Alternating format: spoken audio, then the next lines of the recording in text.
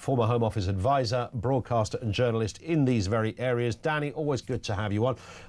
Look, the right to protest, we all get it, and fundamentally, what we normally mean when we say that protest shouldn't be happening is that we just disagree with it. That invariably is the sort of the human condition point. This is a bit different, isn't it? Because these protests are legally not allowed to happen. I mean, it's as simple as that. Well, the protests are allowed to happen about the situation in Gaza and about Palestine. And, there might be a way of protesting about the proscription of Palestine Action, but what you can't do is put up a sign that shows support for it. So if that person just sat there, that would be fine. But as soon as he puts up that picture, I support Palestine Action, that's committing an offence. Not a very serious offence in terms of the punishment. It's what's known as a summary offence. If convicted in the Magistrates Court, I think 6-month jail term is the maximum. They won't get jail terms. But the problem is, if you're convicted of a terrorism offence, it carries much greater implications, potential travel bans to the United States, possibly Europe as well. You have to disclose it to your employers, etc. So it's pretty serious. Will all of these, sorry to interject, Danny, will all of these 500, I mean, there's been 500 almost every week since this started happening, will they all go to Magistrates Court, or will some of it be dealt with at the police station, or will they just be released without charge, or maybe a verbal warning of some kind?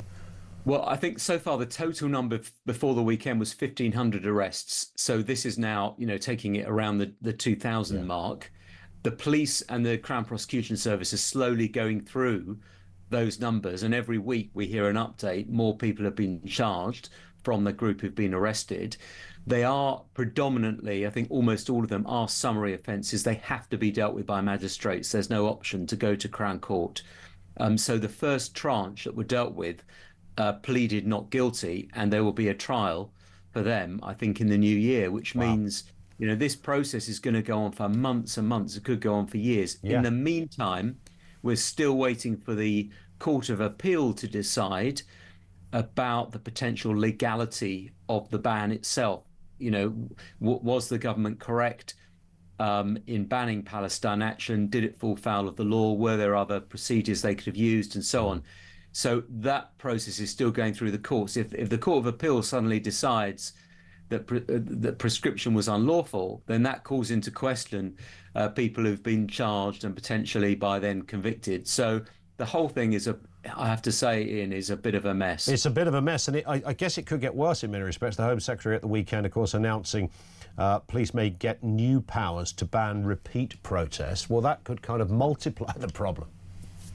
Yeah, I mean, look, I do have some sympathy with the Home Secretary in her position, and particularly the police here, because up until the beginning of the year, I think January, the Met Police alone had spent over £53 million since October 7th, 2023, policing all the various protests related to the situation in Gaza. Over £53 million, over 70,000 police officer shifts. That was, I think, the figure updated to January or February. So since then, it's increased.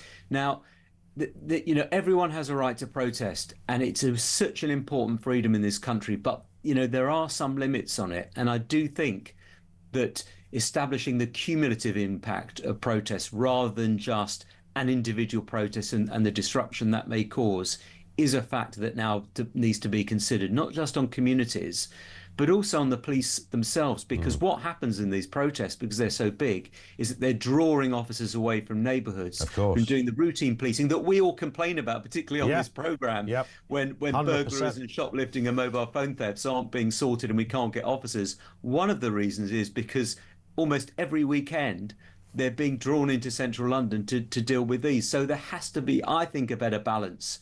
And whether that needs a change in the law, which the government is suggesting, well, I think that may well be the option. It would still have to go through Parliament. Of course. And to be tagged onto the Crime and Policing Bill, that's wending its way through Parliament. So it's going to be some months before it actually becomes law. And I wonder whether, I don't know whether this would make any difference, but if we look at the way that protests are organised these days, we look back to the 90s, wasn't it, when Galloway organised the Stop the War coalition, which I think to this day is still the biggest protest in in British history, 1 million people or so descending on the streets of London. All of that was done, regardless of what you felt about the cause. But there was no social media, and it's hard to even think about that being organised. There was no Facebook there, nobody could do that. It was word of mouth, people giving out leaflets locally. There might have been some union assistance, there might have been local party assistance. Today, you just stick on Twitter, we're having a protest, College Green, 1 o'clock, see you there. Now, you might get a couple of hundred just on that post if they feel strong enough about the cause. It's very easy now to organise and mobilise hundreds of people. Do we change the criteria? Should everything have to be done by letter to the police and take 6 months to organise? I don't know, Danny, I'm thinking aloud here. Well, there's going to be a review. The Home Secretary announced a wider review of the protest powers that the police have. And I think that's such an important point, Ian, because the difference here is, as you said, it's so easy to mobilise people through social media. And these laws were drawn up, the Public Order Act was drawn up in 1986, when, it was all about leaflets. Essentially, you had to send leaflets or letters to people inviting them to, to come to a protest. Now it can be done so easily. I think the law needs to catch up, and we need to have a serious look at this, because we need to cherish a right of people to protest, freedom of expression, all that, so fundamental and important. But we need to have some tighter guardrails, I think, so that the police don't get overwhelmed and communities don't become so fearful, because it's just going on and on and on. Indeed. Danny, thank you as ever. Danny Shaw, he is a crime journalist, former Home Office advisor as well. Thoughts on that? 0344 499 1000. Let's speak with Philip Kizszely, senior fellow at the new Culture Forum. Always good to gauge your view on these things, Philip. It does, to some extent, certainly from my perspective, I know we all fall into the trap of saying, I don't like that protest because we disagree with it. But of course, if you take an open pro-free speech view, as I know you do, I certainly do, then we run with it. We go, OK, they're talking a load of cobblers. What they're saying is nonsense, but we're not North Korea. We allow people to say stuff we disagree with. And they can do it against the mother of all parliaments as well, right opposite part. I love that about our country. In fact, I feel a bit of a tingle in the spine, specifically when it is something I disagree with, because I think, isn't that great that we live in this country? But of course, there are caveats, and there are a few rules and regs and T's and C's that have to be in place. Good afternoon, Philip. Oh, Ian, it's great to see you again. Yeah, I agree with all of that wholeheartedly. As you know, I'm absolutely a free speech advocate, and I've put my job on the line for it, and all the rest of it, like many of us have done. I think there's something else here, as you say, and I think as Danny alluded to a little bit, and it's this idea of cumulative effect. It's also cumulative effect about behaviour on these marches as well. So there were 500 arrests over the weekend. Yep. There are also images of people wearing swastikas superimposed over the Star of David. There are chants of, anti-Semitic chants, Jew hate chants, all of these things. So that kind of the impact of all of this stuff is quite obviously the opposite of free speech. This is absolutely and totally intimidation. 100%. Large groups of people who are breaking the law continuously, and in full well knowing that they're breaking the law. Okay, they are displaying hate images, and they are chanting what is essentially, hate crime slogans. So all of this isn't just happening once. This is happening time and time again. It's happened over 2 years, and they take over our towns and cities. Yeah. It isn't just about the cost, although that's massively important. It's about the effect, the draining effect it has on morale in places like Leeds, Manchester, and London, where there are big Jewish communities who, and I know them, right? They are frightened. They are terrified of these people, because these people are shouting blood libels. This whole thing about you're killing babies, and it's always only ever about Israel. It's not, the people responsible for this are Hamas, and babies die in wars. That's the terrible thing about wars, but only ever they talk this blood libel about Israel. Now that we know, because because of what the attacker at the Heaton Park Mosque said on last week. He said, "You're killing our babies. We know this blood libel results in loss of life in this country. So we need to look at these marches, we need to look at these demonstrations, and we need to say, look, this is the result. Jews are dying on the street here." Spot on. Just to keep the free speech theme on all of this, Philip, a man who clearly doesn't believe in free speech, however, is Gary Neville, former footballer. You know, great on the pitch was our Gary, but he got very, very angry. He nearly burst a blood vessel recording his video at the weekend as he walked through the streets of Salford. Very, very upset at what had happened. Let's have a reminder of what tipped him over the edge. Here it is. I was driving home from Salford City last night. I was driving actually to Salford City, going down a Littleton Road, seeing 60, probably 50 or 60 Union Jack flags. And I just kept thinking as I was driving home last night that we're all being turned on each other. And the division that's being created